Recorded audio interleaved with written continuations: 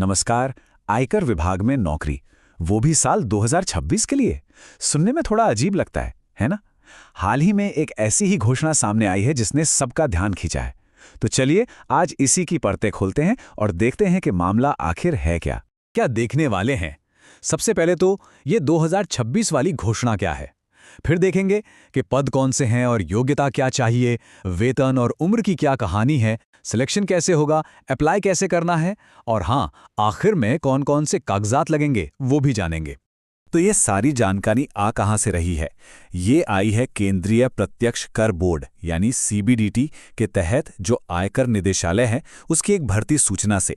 कहा यह जा रहा है कि ये एक ऑल इंडिया लेवल की भर्ती है, मतलब देश के किसी भी राज्य या जिले से, चाहे पुरुष हों या महिला, कोई भी इसके लिए अप्लाई कर सकता है।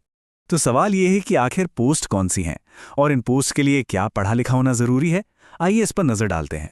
तो देखिए, यहाँ पर दो अलग अलग पद निकाले गए हैं। एक है लीगल कंसल्टेंट का और दूसरा है यंग प्रोफेशनल का। अब इस भर्ती की जो सबसे बड़ी और कह सकते हैं सबसे दिलचस्प बात बताई जा रही है वो ये है कि ये एक सीधी भर्ती है। मतलब इसके लिए कोई परीक्षा नहीं देनी होगी। और हाँ, इसके लिए क्वालिफिकेशन क्या चाहिए? आपके पास लॉ में बैचलर डिग्री यानी एलएलबी होनी चाहिए। चलिए अब आते हैं उस मुद्दे पर जिसका सबको इंतजार रहता है। पैसा कितना मिलेगा और उम्र कितनी होनी चाहिए? शुरुआती वेतन की बात करें तो कहा गया है कि यह 60,000 रुपए से ज्यादा होगा और इसके ऊपर से भत्ते अलग।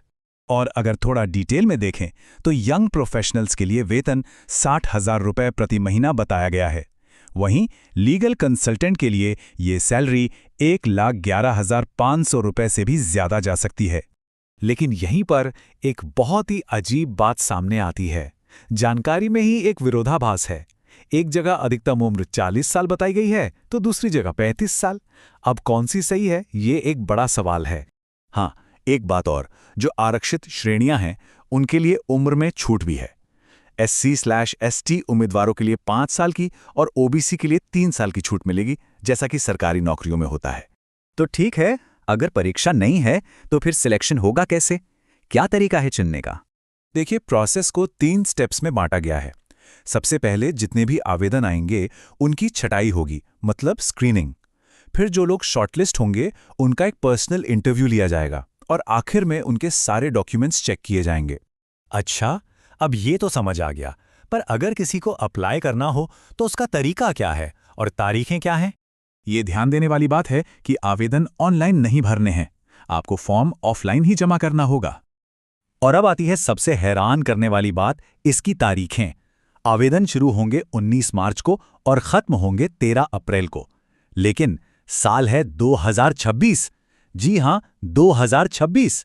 एक अच्छी बात यह है कि एप्लीकेशन फीस कुछ भी नहीं है। चाहे कोई जनरल कैटेगरी का हो, OBC, SC, ST या PWD, किसी को कोई फीस नहीं देनी है। चलिए आखिर में ये भी देख लेते हैं कि आपको कौन कौन से डॉक्यूमेंट्स तैयार रखने होंगे। देखिए, लिस्ट में वही सब जरूरी कागजात हैं जो आमतौर पर लगते हैं, जैसे कि आपका पासपोर्ट साइज फोटो जो ज्यादा पुराना ना हो, आपके सिग्नेचर, कोई एक ID प्रूफ, 10वीं से लेकर आगे तक की सारी मार्कशीट और सर्टिफिकेट्स। अगर आप किसी आरक्षित श्रेणी से हैं तो जाति प्रमाण पत्र और उम्र के सबूत के लिए जन्म प्रमाण पत्र या 10वीं की मार्कशीट। तो सब कुछ देखने के बाद दिमाग में एक बड़ा सवाल खड़ा होता है। एक तरफ सीधी भर्ती है, कोई फीस नहीं है, सैलरी अच्छी है, लेकिन दूसरी तरफ आवेदन की तारीख 2026 की है और जानकारी में भी कुछ गड़बड़ियां हैं। तो एक नौकरी तलाशने वाले को इस पूरी जानकारी को किस तरह से देखना चाहिए, ये सोचने वाली बात है।